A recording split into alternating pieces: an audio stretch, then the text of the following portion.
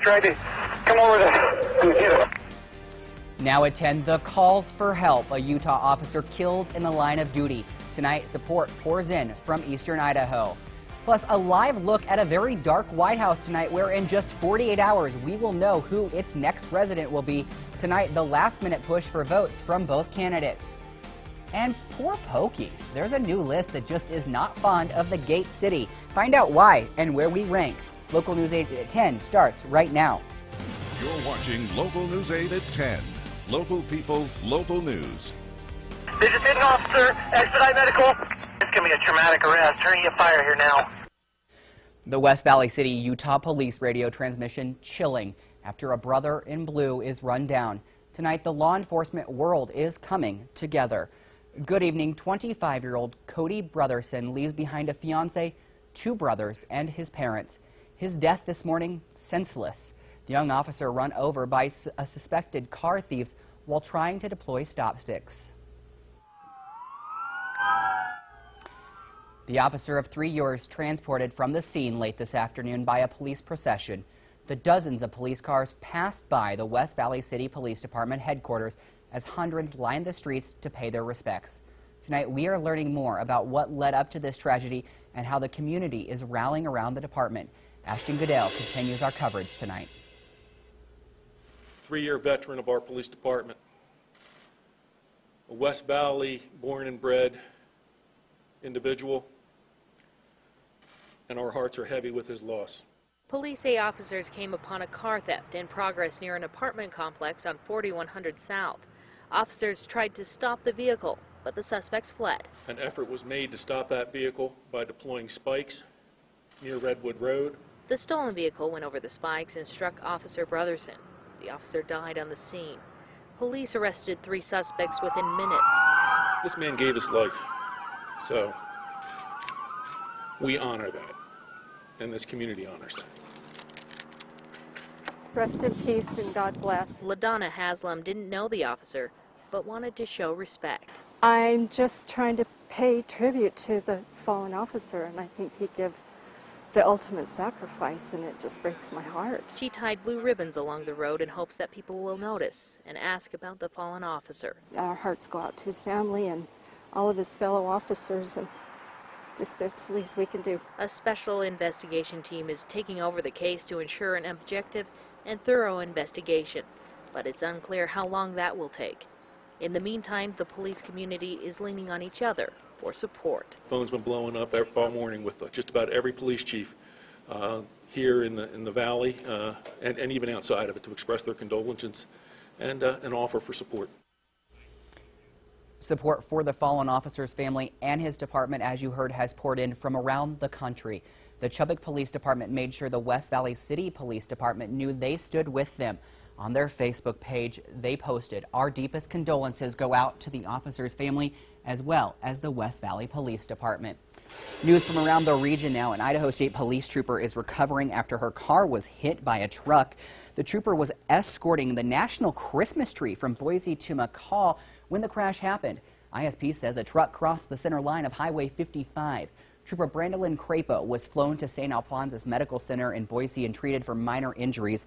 The other driver was checked on the scene of the accident. This accident still remains under investigation. In Post Falls, a veteran completed suicide outside of a church while service was underway. Police were called to the church for a man with a gun. When they arrived, they found the Iraq War veteran Del Blue under a cross outside of the church. The SWAT team tried to talk to Blue, but were unsuccessful. The man eventually shot himself in the chest. He was taken to the hospital where he died. The church was put on lockdown. No one inside was hurt. In Oregon, the father of Annie Schmidt is again asking the public for help finding his daughter 2 weeks after she vanished. John Schmidt, a member of the Piano Guys, organized a search in the Columbia Gorge near Portland this weekend.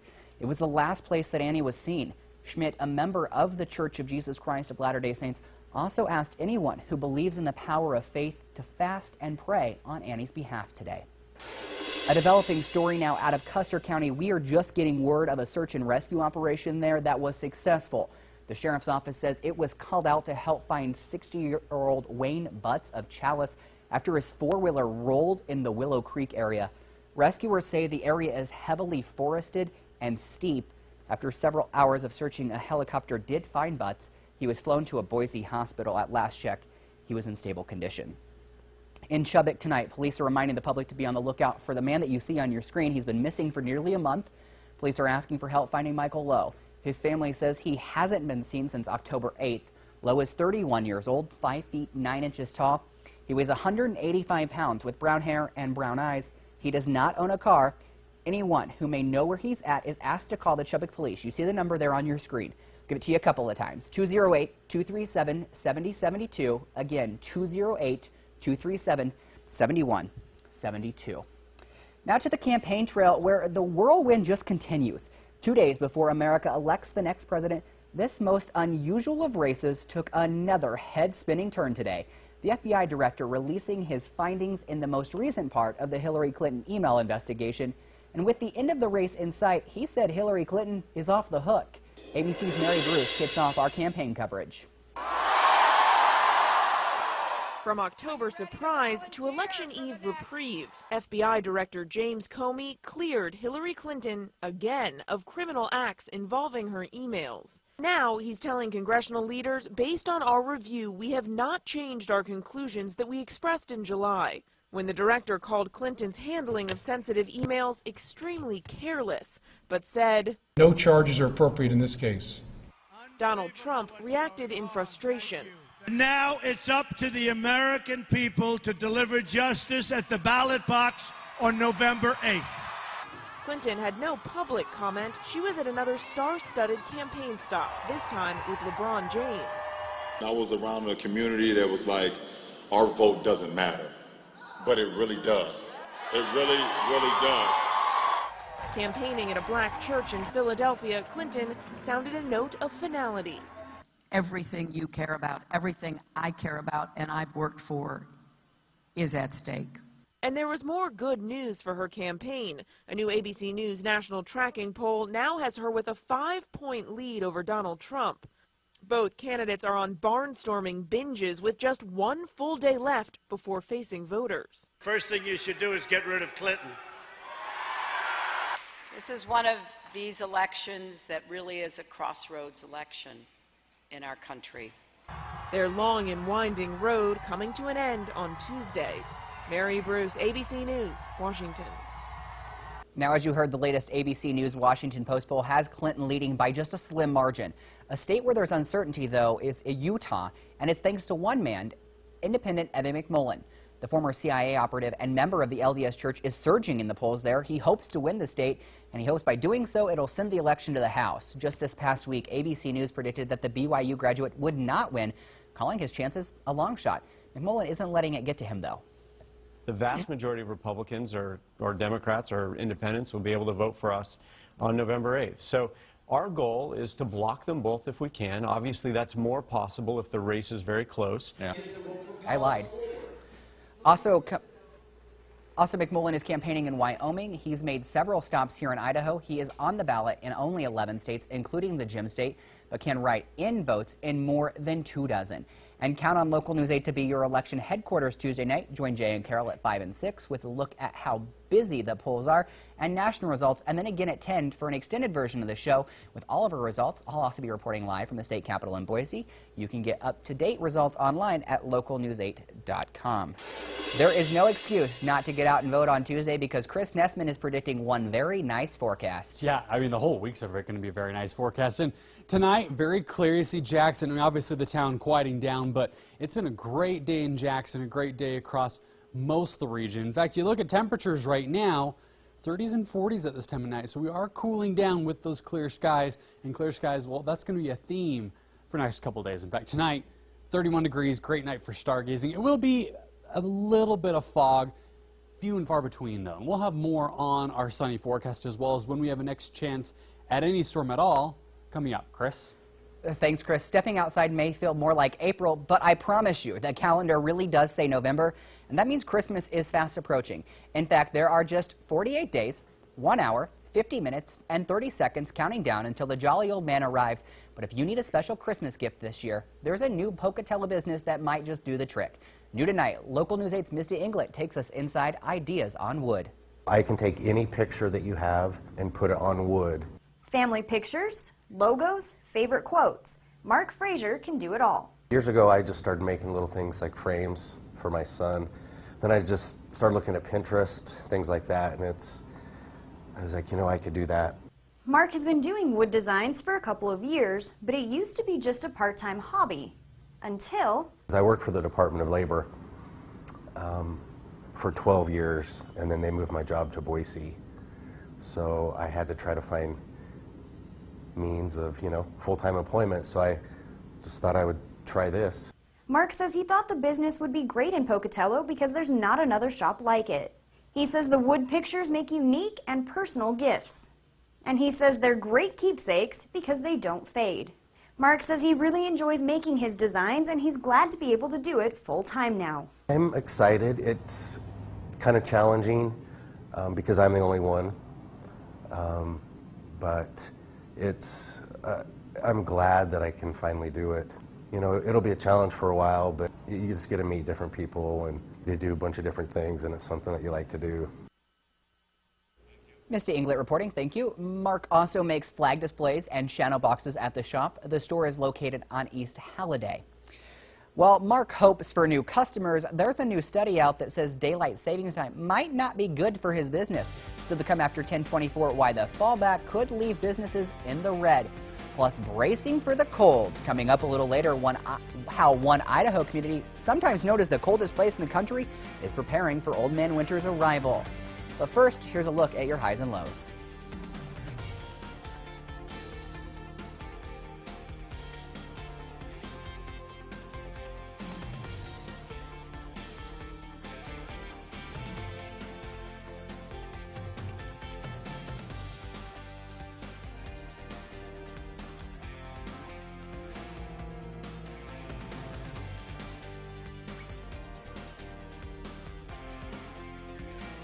Local people, local news.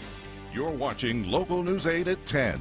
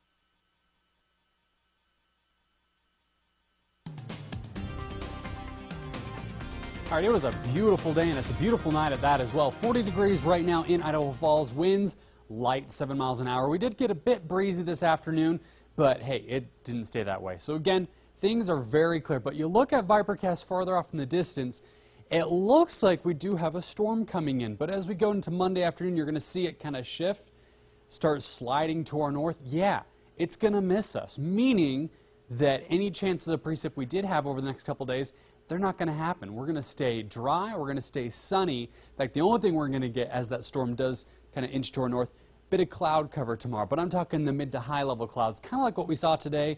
None of that low, thick, heavy stuff that bring those showers. And you see those temperatures, not too bad at all. 50s in the Central Mountains. Overnight lows on the chilly side, but that is normal. And you look at the extended forecast, lots of sunshine, lots of clear skies. Again, salmon, seeing just a few high clouds, maybe a sprinkle or two in the mountains. That's about it. Northern Snake River Plain, similar story, lots of sunshine. Further south, the sunshine continues. I mean, that really is the theme of this next entire week. In fact, we look at the extended forecast. You look at Tuesday, Election Day, it's 60 degrees. So if you're going to be waiting in those election lines outside, well, it's going to be comfortable. I'd just say bring some reading material, because with the presidential election, lines are going to be on the longer side. Pocatello, low 60s. I mean, actually closer to mid 60s, because that's always plus or minus a degree or two. So how about 63 Tuesday, Wednesday? That is not too bad at all. When you consider average for Pocatello this time of year is about 52 degrees. Yeah, we're a good 10 degrees above average for a good chunk of this week. Jackson, seeing lots of sunshine and really no changes at all up until next Sunday, Monday. We have a slight chance of a shower or two. But even then, 20%, that's nothing to write home about. Definitely don't bet on it, because you would probably lose that bet, at least right now anyway. But lots of sunshine. You're a betting man. No. On the weather. My sister should be. She's the lucky one that wins everything. Me, no. Do you have a forecast for Stanley? I don't, but I'll tell you, Stanley's pretty similar to what we are. Their overnight lows are usually on the chillier side. Yeah, it's a pretty chilly place. So, yeah. Thanks, Chris. Well, let's talk Stanley. While Chris is promising above average temps for the foreseeable future, Stanley is preparing for the bitter cold. It is considered one of the coldest places in the country. Kelsey Anderson from our sister station, KBOI in Boise, went to Stanley to see how they prepare before the temperatures plummet. The gateway to the Sawtooth Wilderness. This past summer, the Chamber of Commerce in Stanley believes about 2 million people traveled over Galena Summit toward the mountain town. July is just bonkers. People are crawling over each other, but they're all having a wonderful time. But summertime living only lasts so long here. And before folks know it, winter is looming. Stanley in the teens this morning. And this temperature is just the precursor to the real cold. What does it feel like? Well, the dog sometimes looks at you, his whiskers are all white and he's frozen. He kind of looks at you like, oh, really? We're going for a walk now? 1931 building. Tim Cron and his wife Becky are preparing for that freeze. We have a few wood stoves, so there's a lot to get. Like many in Stanley, they have piles and piles. Maybe I'm a little obsessive about it, but... of wood, ready for the cold temps ahead. See, that's not sturdy. Tim was busy winterizing his home when we caught up with him. You don't really understand it until you're living here and your pipes freeze for the first time. When you go, okay, I better figure this out or this is going to be painful. So how cold does it really get? Well, let's see, January 1st this year, when I got up leisurely about 10 o'clock in the morning and looked at my thermometer, it was 26 below zero. It can get to minus 40. But don't worry, it doesn't really feel that cold. A lot of the times, sunny and 35 below, you know, it feels like 10 below. Well, maybe not that cold for those who live here. I think your blood thickens when you've lived here for a while. No, it's cold, but it's dry. And that makes a tremendous difference to how comfortable you are. But the National Weather Service says the absolute coldest it's gotten in Stanley on December 23rd, 1983, the thermometer plummeted to a negative 54 degrees. Brr. And these picturesque mountains that bring so many here in the summer are the exact reason that thermometer drops. KBOI2's chief meteorologist Roland Stedham calls it a bowl effect. Cold air, which is very dense, looks for the lowest point it can find. Similar to Boise during our inversions, the cold air sinks into Stanley and gets stuck here. But in Stanley, the freezing temperatures are multiplied because the town sits at a higher elevation and it's a smaller bowl than ours here in the Treasure Valley. But even as chilly and quiet as this town gets, As the weeks go on, I shut it down more and more until I'm down to 2 days a week in the winter. many of the 63 people who live here year-round will tell you this is the best time to be in Stanley. I joke that you can go out and make snow angels on the highway. The serenity of it all. We see drama playing out among the wildlife. The time to enjoy the peace and quiet. We're so busy in the summertime that we really don't see our friends anymore. So come this time of year, the dinner parties start and getting together and doing things, you know, it's really a nice time. We look forward to it. Just wear your coat, and maybe an extra one too if you're headed out. I think I'll head out before those temperatures drop. Sturdy. It's a really pretty city. If you're willing to brave the cold, there are a few Stanley activities this winter. In January, they hold a curling tournament, and they have curling lessons. Mid-February, there's the Snowmobilers Ball, Fun Run and Raffle, and in March, the Stanley Sled Dog Rendezvous.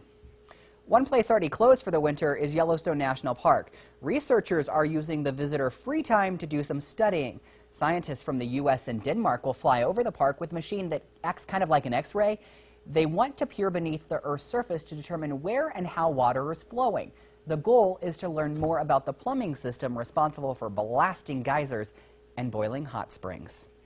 The clocks have fallen back. Still to come, why the lost hour could be bad for local businesses. Plus, poor Pocatello. Tonight, the Gate City getting some hate. We'll explain coming up. And coming up in sports, why is Dale Earnhardt Jr. just hanging out on the side of the road? You won't believe where his need for speed got him. Get First Alert weather anytime, on demand. Log on to localnews8.com.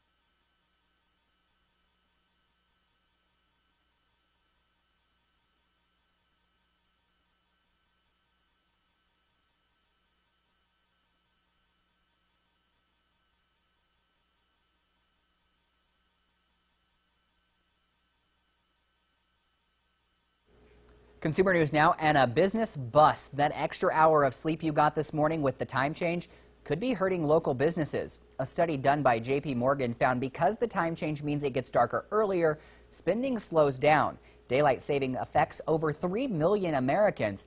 The study found shoppers are inclined to shop during the day, but some have no other choice than to buy at night. As the holidays approach, you know, you're limited time-wise, so there's probably more that will shop in the evening just due to the holidays. But I think after you've gotten through Christmas and Thanksgiving, they probably won't spend as much time shopping in the evening. According to the U.S. Department of Transportation, daylight saving time is meant to save energy, reduce traffic accidents, and also help reduce crime. Well, bad news for the Gate City. There's a new ranking out that just isn't too fond of you. Pocatello, Idaho is a much larger city to make this list. The YouTube channel Home Snacks ranks Pocatello as the 7th worst city in the state. The creators looked at things like crime, unemployment, education, and the cost of living to come up with their ranking. Caldwell, Payette, and Mountain Home, those are all in western Idaho, took the top 3 spots. Ratham, which is up north near Coeur d'Alene, got the most favorable. Coming up, see if the Utah Jazz could handle the bright lights of New York. Julia Cox will bring us the highlights of their showdown with the Knicks next on Sportsline. Local people, local news. You're watching Local News 8 at 10. And hey, Carl! Oh, my mom's not yelling tonight.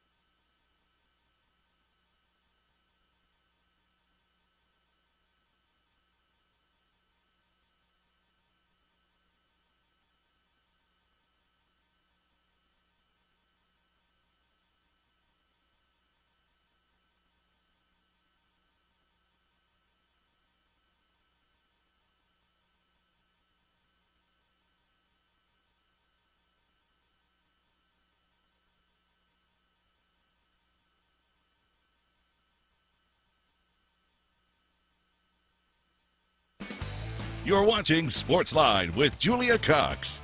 After playing 2 games in a row at home, the Utah Jazz are kicking off a long road trip, 5 games in 7 days. They started with the New York Knicks this afternoon. Gordon Hayward makes his season debut for the Jazz. Second quarter, Knicks with a 10-point lead, and Brandon Jennings with a nice feed to Kyle O'Quinn, and he dunks it, extending the lead to 12 later in the second. The Knicks lead 48-38. Carmelo Anthony uses his body to get to the hoop for the layup. Knicks lead by 12 again. To the third, the game is tied at 60, and George Hill gets the ball to Rudy Gobert, and he capitalizes on some poor transition defense. The Jazz take a 2-point lead. Their first lead since the first 2 points of the game. Fourth quarter, Jazz lead by 5, and Hayward will hit the long jumper off the feed from Rodney Hood. Hayward had 28 points in his season debut. Jazz win it 114-109. The Jazz will travel to Philadelphia to take on the 76ers on Monday. Over to college football, the AP Top 25. The top 4 teams in college football are Alabama, Michigan, Clemson, and Washington. Utah jumped up 3 spots to number 13 after a bye week, so that's a pretty good bye week for them, I'd say. Boise State stayed put at number 24 after beating San Jose State 45-31 on Friday night. And over to Rapid Fire this week, Idaho State senior defensive lineman Drew Sharkey was up. Check him out. Rapid Fire, you're going to have 60 seconds to answer as many questions. You think you can do it? I hope so. I mean, you've never seen anyone do it, so... No, this is fresh for me. So. It's even better. All right, ready? Favorite food? Pizza. Cat or dog? Australian Shepherds. Okay. Favorite holiday? Christmas. If you could have one wish granted, what would it be? I could fly. Okay. Did you dress up for Halloween this year? Yes, I was Castaway, Tom Hanks. Nice. Did you have Wilson? Yes, I did. What is your favorite football memory? My first start. Okay. Favorite musical genre? Rock. What is your, or who is your celebrity crush? Ariana Grande. Biggest pet peeve? Slow drivers. Favorite thing about ISU? Community. What is your dream location, or dream vacation location? Oh, on a river somewhere. Okay. Do you have a nickname? Sharky, that's it. And then, who's your favorite teammate? Ooh, Jake Pettit. Why Jake Pettit? I just saw him. All right, and we've seen a lot of dance moves so far this year. Oh. Do you have one? What is your dance move? I do not dance. I just have the shark fin. That's it. That's not bad though. No, I know I can't dance, so I don't try. Okay, at least you know. I don't try to pretend. He wanted none of the dancing. And talk about ironic. One of NASCAR's most popular racers may be sidelined with a concussion, but it doesn't mean he's slowing down. This is a picture of Dale Earnhardt Jr. being pulled over for speeding on his way to the AAA Texas 500 race in Fort Worth, Texas this morning. Earnhardt's fiance tweeted out the picture. He did not get a ticket, just a warning. Some fans asked how fast Earnhardt Jr. was going, and he responded with not fast enough. The cop, I don't know if you saw him up in the upper right-hand corner of the screen. He didn't look too enthused about having his picture taken. No, don't speed. Just because you're a NASCAR racer doesn't mean you can speed. He has a right to. He is Dale Earnhardt Jr. No. You gotta obey the law. I mean, come on. Thanks, Julia. We'll be right back with another look at your forecast. Local people, local news. You're watching Local News 8 at 10.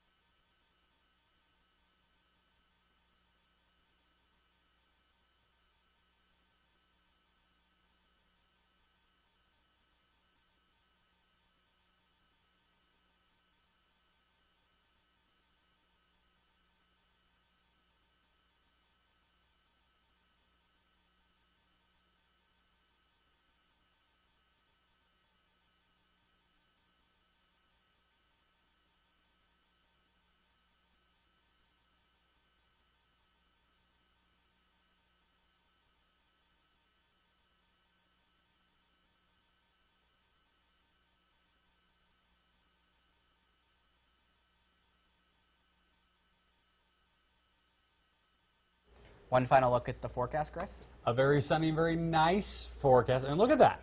This is November, and yet those numbers are more acute to what we should see at the beginning of October.